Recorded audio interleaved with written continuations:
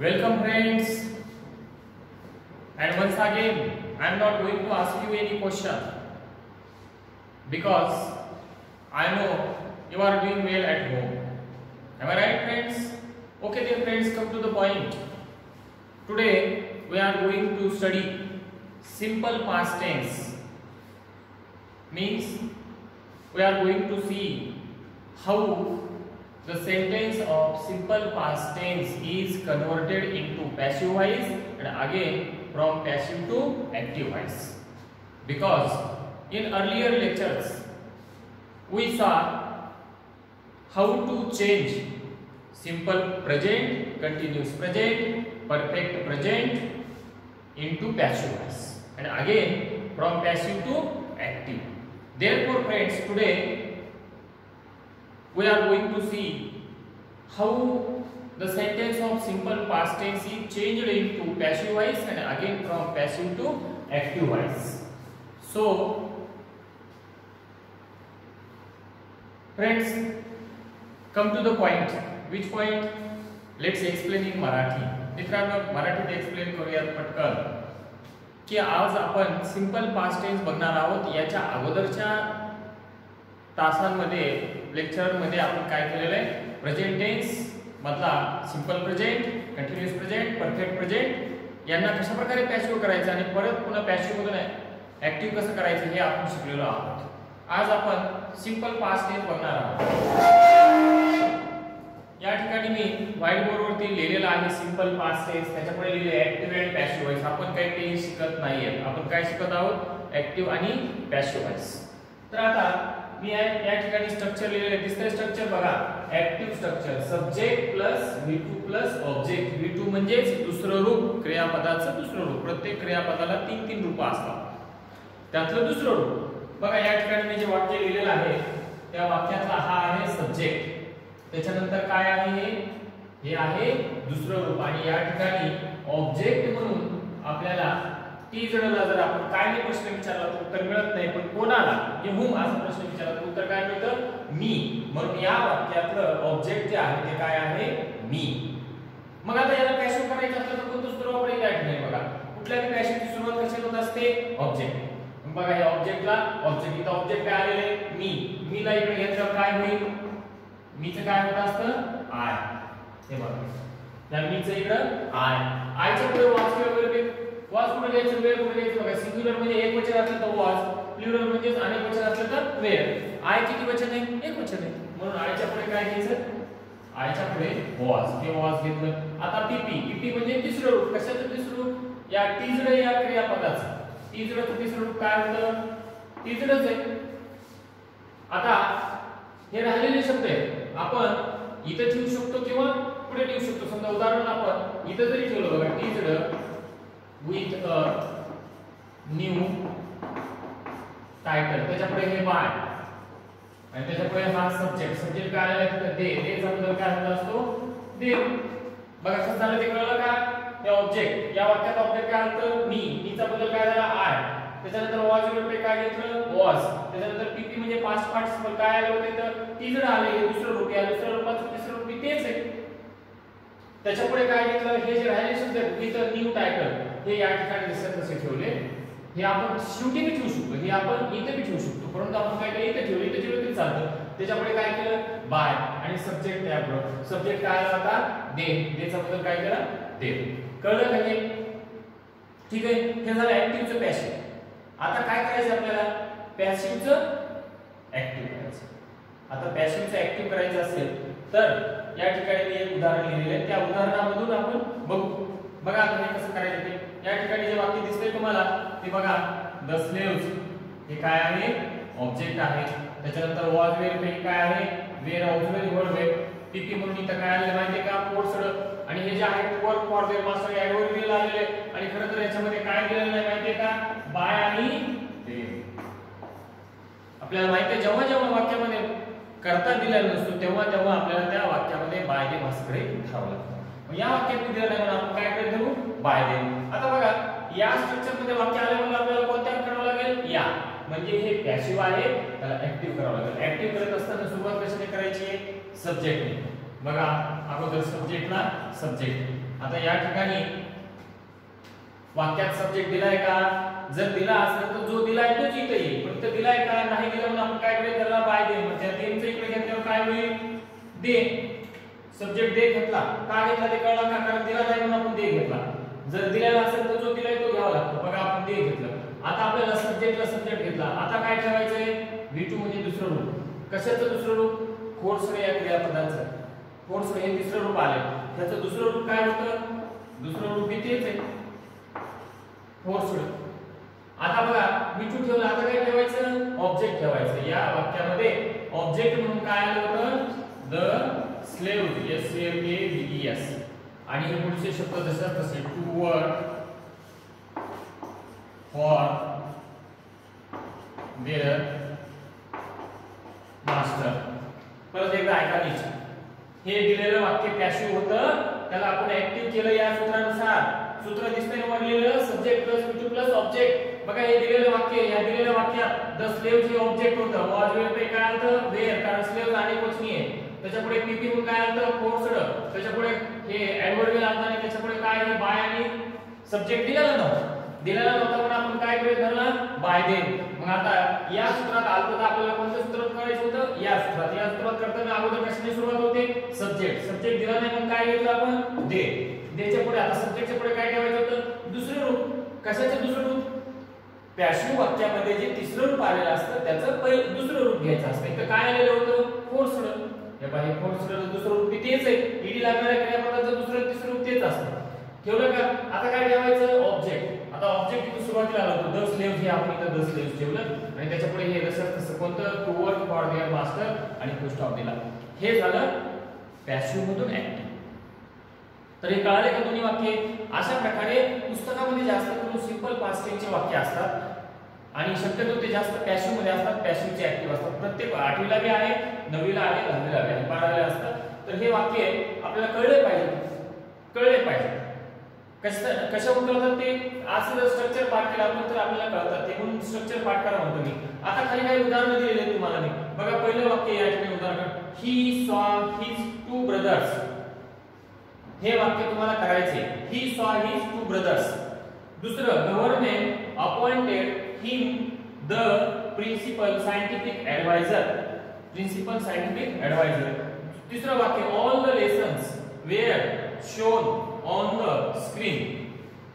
त्याच्यापुढे चौथं, the young seagull was fed, FED. ही क्रियापद तिसरं रूप आहे, fed a piece of fish by his mother. त्याचा सब्जेक्ट भी दिलेला आहे, बाय हिज मदर. त्याच्यानंतर she hugged her brother tightly, HUGGED. Hugged म्हणजे काय माहिती आहे ना, आलिंगन देणे. तर हे 5 वाक्य तुम्हाला घरी करायचे. ऍक्टिव्ह असले तर पॅसिव्ह करा, पॅसिव्ह असले तर ऍक्टिव्ह करा. आणि आपण तात्काळ आता काय करणार आहोत, पुढचा काळ घेणार आहोत. पुढचा कोणता काळ आहे? Continuous past tense. तर आता मी हे पुसून टाकू का? सगळ्यांनी लिहून घेतलंय का? हे लिहून घेतलं जर नसलं तर काय करा की तसं स्क्रीनशॉट मारा आणि तुम्ही व्यवस्थितपणे वाक्य सोडून घ्या. जमेल ना? ठीक आहे. तर मी आता हे पुसून टाकतोय.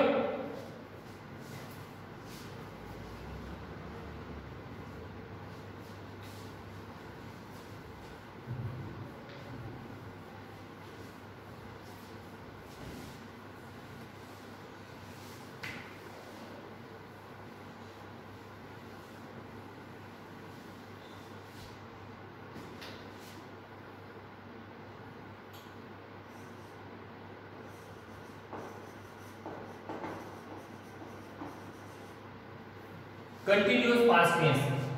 स्ट्रक्चर आठवतंय कोणाला याचं? Continuous past tense structure, subject plus was oblique were plus verb ING plus object. Active व्हायचं स्ट्रक्चर बघा, subject plus was oblique were plus verb ING plus object. हे झालं ऍक्टिव्ह व्हायचं. आता याचं एक उदाहरण लिहितो मी. They were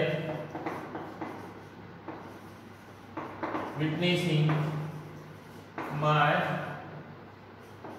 rescue operation.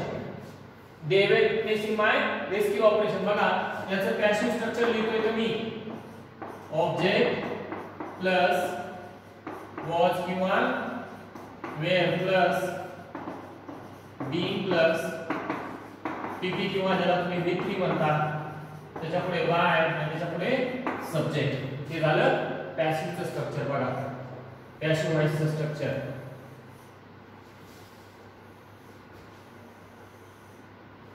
हे पॅसिव्हचं आहे आणि हे कसलं आहे? हे आहे ऍक्टिव्हचं स्ट्रक्चर. हे स्ट्रक्चर पाठ करायचं. आता बघा दिलेलं वाक्य जे आहे त्या दिलेल्या वाक्यामध्ये सब्जेक्ट म्हणून काय आले? दे. वॉज वेअर मध्ये काय आले? वेअर. वर्ब आहे काय आले? विटनेस. विटनेस म्हणजे साक्ष देणे किंवा पाहणे डोळ्याने. त्याच्यापुढे ऑब्जेक्ट म्हणून आलेले बघा विटनेस म्हणजे. आता या वाक्याच्या अर्थाला अनुसरून आपण वाक्य प्रश्न विचारला काय विटनेस करत होते? काय विटनेस करत होते? तर माय रेस्क्यू ऑपरेशन, माझं बचाव कार्य. रेस्क्यू ऑपरेशन, ऑपरेशनचा अर्थ काय होतो? कार्य. प्रत्येकच वाक्यामध्ये ऑपरेशनचा अर्थ चिरफाट असतो. बऱ्याच जण आपल्याला ऑपरेशन म्हणलं की असं आपण थोडंसं आश्चर्यचकित होतो. ऑपरेशन म्हणजे कार्य, मोठं कार्य किंवा एखादी मोहीम. ज्यावेळेला आर्मी वगैरे एखादं कार्य हाती घेतात ना समजा त्यावेळेला त्याला ऑपरेशन म्हणत असतात. तर या ठिकाणी रेस्क्यू ऑपरेशन, रेस्क्यू ऑपरेशन म्हणजे बचाव कार्य. तर बघा आता याला पॅसिव्ह करायचे. पॅसिव्ह करत असताना आपल्याला त्या वाक्यात आलेलं ऑब्जेक्ट घ्यायचे. दे सब्जेक्ट आहे, वेअर ऑक्झिलरी वर्ब आहे, विटनेसिंग वर्ब आहे आणि ऑब्जेक्ट म्हणून काय आले? माय रेस्क्यू ऑपरेशन. म्हणून बघा या ठिकाणी माय रेस्क्यू ऑपरेशन हे एवढं झालं ऑब्जेक्ट. ऑब्जेक्ट झालं. आता बघा या दोन्हीपैकी एक ऑक्झिलरी वर्ब एक वचनी आहे रेस्क्यू ऑपरेशन. म्हणून आपल्याला वॉज वेअर पे काय घेतलं? वॉज. आता त्याच्यापुढे कोणता शब्द घ्यायचा आहे? त्याच्यापुढे घ्यायचा आहे बीइंग. त्याच्यापुढे पीपी विटनेस WITNESSED विटनेस आणि त्याच्यापुढे बाय आणि सब्जेक्ट आला होता देचा बदल दे. हे झालं पॅसिव्ह. बघा तुम्हाला काय आठवतंय का? कंटिन्यूअस प्रेझेंट टेन्स मध्ये सुद्धा अशाच प्रकारे बीइंग शुद्ध येत होता. येत होतं नाही. फक्त या ठिकाणी वॉज आले. कंटिन्यूअस प्रेझेंट टेन्स मध्ये याच्या जागी काय येत होतं? एम इज आर येत होतं. Am is are plus being. हां बऱ्याच काळामध्ये साम्य असतं बघा. सिंपल प्रेझेंट मध्ये एम इज आर येतं. सिंपल पास्ट मध्ये वॉज वेअर येतं. कंटिन्यूअस प्रेझेंट मध्ये am is are plus being येतं आणि याच्यामध्ये वॉज वेअर प्लस बीइंग येतं. तर याच्या पुढे जो परफेक्ट प्रेझेंट आहे त्याच्यामध्ये हॅव हॅज प्लस बीइंग आलं होतं. आता आपल्याला याच्या पुढे जो परफेक्ट पास्ट शिकायचा त्याच्यामध्ये हॅड बीन येत असतं. तर असं थोडंसं कंपॅरिझन करून जर आपण लक्षात ठेवण्याचा प्रयत्न केला तर लक्षात राहत असतं. तर आता तुम्हाला काय करतो की एक वाक्य आता पॅसिव्हचं एक वाक्य तुम्हाला पॅसिव्हचं वाक्य ऍक्टिव्ह करून दाखवतो. हे लिहून झालं असेल तुम्हाला पुसून टाकलं हे. हां आता एक वाक्य पॅसिव्ह करून दाखवतोय. पॅसिव्हचं ऍक्टिव्ह करून दाखवतोय. तर बघा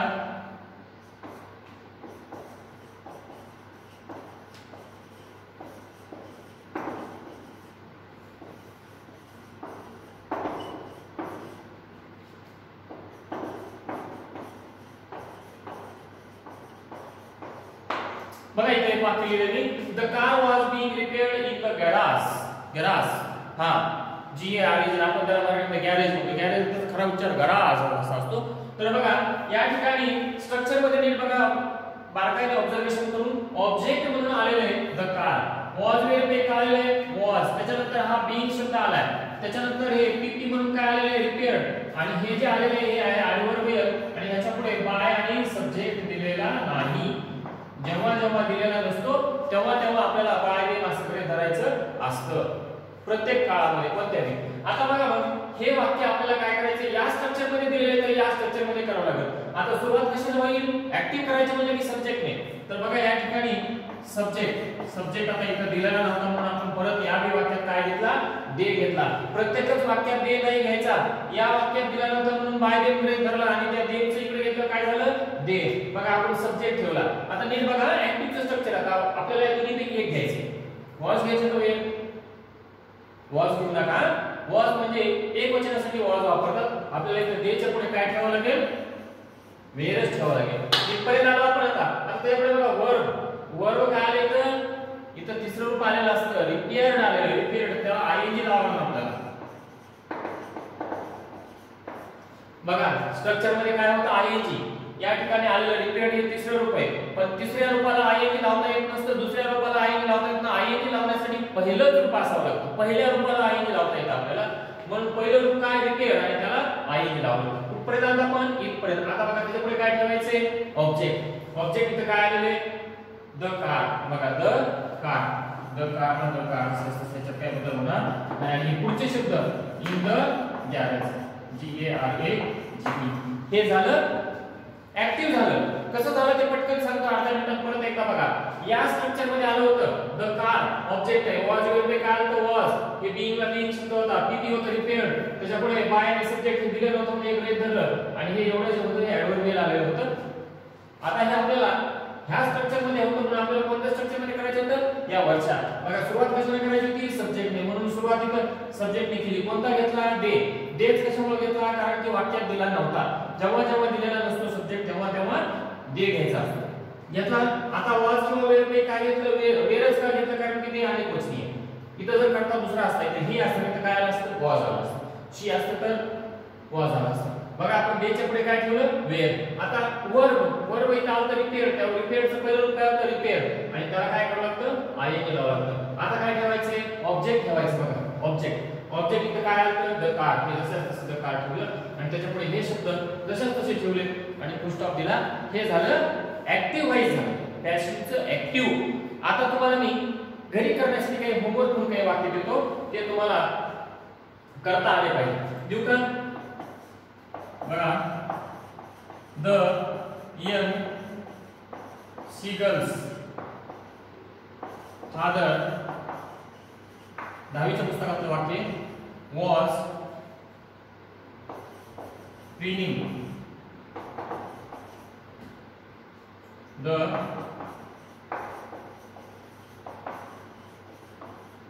feathers on his white back.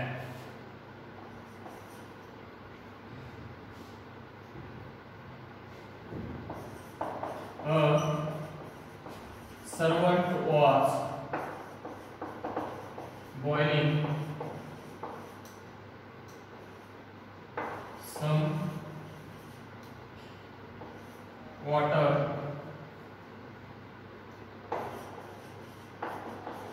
for the king.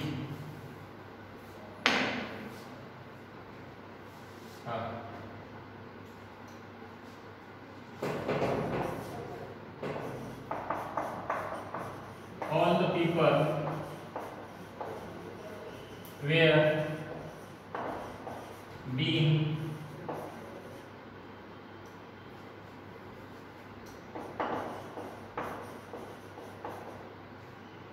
instructed to stay at home by police. त्याच्या पुढे पाचवं वाक्य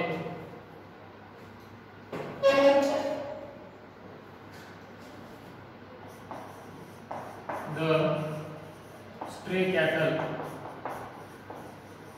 were being rounded up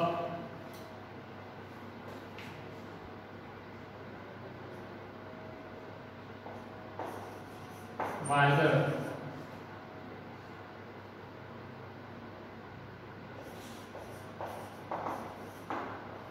police होते दोन्ही ठिकाणी. आणखी आता हे झाले 5 1 2 3 4 2 3 4. आणखी एक देतो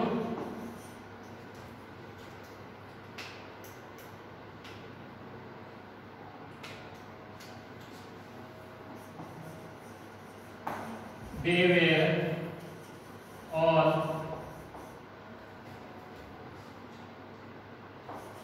beckoning him to join their team. 5 वाक्य झाले. 5 वाक्य दिलेले तुम्हाला मी. हे वाक्य जर ऍक्टिव्ह असले तर पॅसिव्ह करा आणि पॅसिव्ह असले तर ऍक्टिव्ह करा. तुम्हाला ओळखता आलं पाहिजे. आता आपण जवळपास निम्म व्हॉइस संपवत आलेलं आहे. आता तुम्हाला वाक्य ओळखता आलं पाहिजे. दिलेलं वाक्य ऍक्टिव्ह आहे का पॅसिव्ह आहे ते वाक्य तुम्हाला ओळखता आलं पाहिजे. आणि हे कसं ओळखता येईल तुम्ही जर स्ट्रक्चर पाठ केलं तर.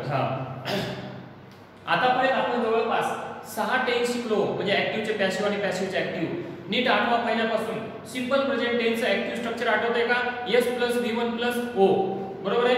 त्याच्यानंतर त्याचं पॅसिव्ह व्हॉइसचं स्ट्रक्चर आठवतंय का? Object plus am is are plus PP plus by plus subject. त्याच्यानंतर कंटिन्यूअस प्रेझेंट आठवतंय का? ऍक्टिव्ह व्हॉइसचं structure subject plus am is are plus verb ing plus object. त्याचं पॅसिव्ह व्हॉइसचं स्ट्रक्चर आठवतंय का? Object plus am is are plus being plus PP plus by plus subject. त्याच्यानंतर perfect present tense आठवतंय का?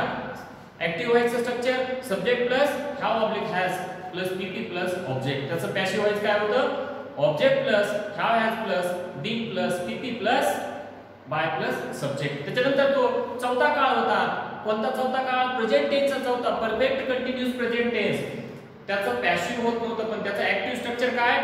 Subject plus have has plus being plus verb ing plus object. याचं passive होत नाही, पण तरी सुद्धा आपल्याला त्याचं स्ट्रक्चर पाठ पाहिजे. त्याच्यानंतर आपण आजच्या व्हिडिओमध्ये पाहिलंय सिंपल पास्ट टेन्स. त्याचं ऍक्टिव्ह स्ट्रक्चर काय? S plus V2 plus object. तर त्याचं पॅसिव्ह काय असतं? Object plus was were plus PP plus by plus subject. आणि आता सध्याचा आपण हा बोर्डावर लिहिलेला हा आहे कंटिन्यूअस पास्ट टेन्स. याचा ऍक्टिव्ह स्ट्रक्चर काय? Subject plus was were plus being plus. याचं जे ऍक्टिव्ह स्ट्रक्चर आहे subject plus was were plus verb ing plus object. Sorry, अगोदर थोडंसं चुकलं होतं माझ्याकडून, पॅसिव्हचं उच्चार होतो. याचं ऍक्टिव्ह व्हॉइसचं स्ट्रक्चर काय? Subject plus was oblique were plus verb ing plus object. Video edit केलेले नाहीये, तर इथे सध्या एडिशन वगैरे जमत नाही, त्याच्यामुळं डायरेक्ट आपण जसे आहे तसे टाकून देतोय. त्याच्यापुढे बघा त्याचं पॅसिव्ह व्हॉइस स्ट्रक्चर आहे object plus was oblique were plus being plus PP plus by plus subject. बोलताना एखादी चूक होत असते तर लक्षात घ्या. मी ह्या ठिकाणचं याचं स्ट्रक्चर वाचत असताना थोडंसं असं वाचलं होतं बघा. परत एकदा वाचून दाखवतो. Continuous past tense subject plus was were plus VING plus object हे झालं ऍक्टिव्ह. तर हे झालं त्याचं passive object plus was were plus being plus PP plus by plus subject. तर ठीक आहे मित्रांनो, दिलेले वाक्य करा. आणि जर येत नसतील एखादं वाक्य तर मला विचारा, कॉल लावून विचारा किंवा तिथं कमेंट मध्ये टाका. आणि मित्रांनो, जे कोणी नवीन जॉईन झालेले आहात त्यांनी या आपल्या समर्थ कोचिंग क्लासेस नावाच्या चॅनलला सबस्क्राइब करायला विसरू नका. आता सबस्क्राइब करणे म्हणजे काय, माझा त्याच्यात काही फायदा नाही, फक्त तुम्हाला त्याचा व्हिडिओ अपलोड केल्याबरोबर तुम्हाला त्याचं नोटिफिकेशन मिळावं एवढाच उद्देश आहे. नाही तर काही जणांना असं वाटेल की सर सांगतायत की चॅनलला सबस्क्राइब करा, सरांना काही पैसे भेटतील का? काही नाही, उलट माझं नेट जात आहे, मला त्याच्यात काही फायदा नाही. फायदा तुम्हालाच होईल. तुम्हाला व्हिडिओ अपलोड केल्याबरोबर ताबडतोब तुम्हाला नोटिफिकेशन येईल युट्यूबला की आता नवीन व्हिडिओ काय झालेला आहे, अपलोड केलेला आहे. तर मित्रांनो, जास्त वेळ घेत नाहीये, ठीक आहे. काळजी घ्या स्वतःची आणि कुटुंबाची. Okay, thank you friends very much for watching this video.